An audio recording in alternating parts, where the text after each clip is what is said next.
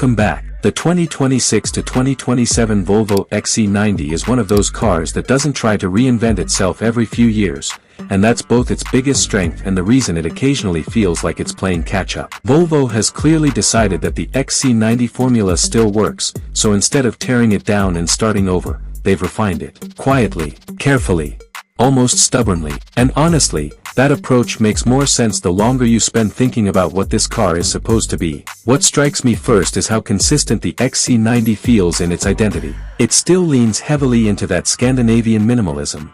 Clean lines, restrained design, nothing overly dramatic. In a segment where some competitors are chasing aggressive styling or oversized grills, this feels calm and deliberate. It's not trying to dominate visually, it's trying to age well, and it mostly succeeds. Inside, that philosophy becomes even clearer. The cabin still feels like one of the most thoughtfully designed spaces in this class. Materials are soft, textures are natural, and there's a real sense of warmth that you don't always get in German rivals. Volvo's use of sustainable materials and subtle wood trims gives it a different kind of luxury, less about showing off, more about feeling comfortable over time. Motor trend. But then you start interacting with it, and things get a bit more complicated. Volvo has doubled down on the whole, fewer buttons, more screen idea, and while the updated infotainment is sharper and more capable, it's not always easier to use. Simple things, adjusting climate settings, accessing certain functions, can take more effort than they should. It's not broken, but it's one of those systems that reminds you that minimalism sometimes comes at the cost of usability.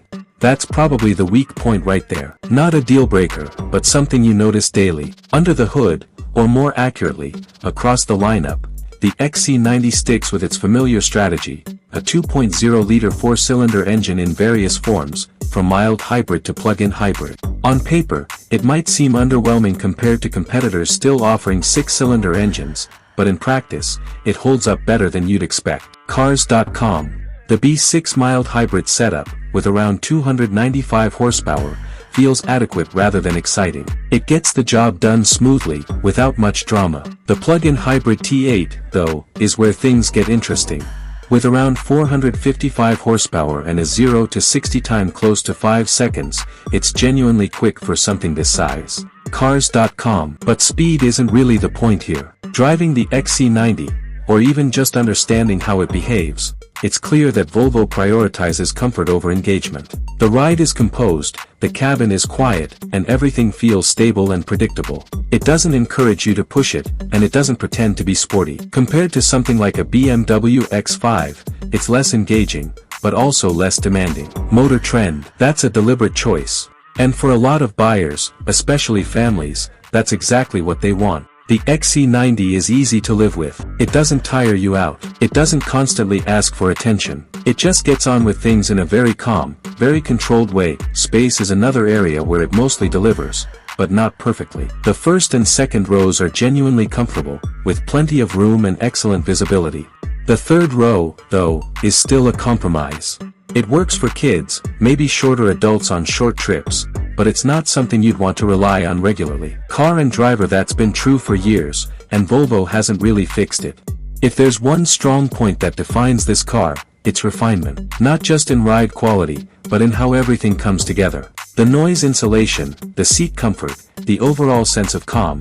It's one of the few SUVs in this class that genuinely feels relaxing to drive. It doesn't overwhelm you with performance or tech. It just feels settled. One interesting detail I didn't expect to matter as much as it does is how well the XC90 balances tradition with transition. On one hand, it still runs on internal combustion engines, albeit electrified ones. On the other, it exists alongside the newer all-electric EX90, which is clearly the future of the brand. Motor trend. So what you're really looking at here is a car in the middle of a shift. Not outdated, but not entirely future-facing either. And that gives it a slightly unique position in the market. From a broader perspective, the XC90 still competes in one of the toughest segments out there. Against the Audi Q7, BMW X5, Lexus TX. Some of those cars are newer, sharper to drive, or more tech-forward. But very few of them feel as cohesive in their purpose. Motor trend. That's the thing about the XC90. It knows exactly what it is. It's not trying to be the sportiest, not the most high-tech, not even the most spacious. It's aiming to be the one you live with every day without thinking too much about it.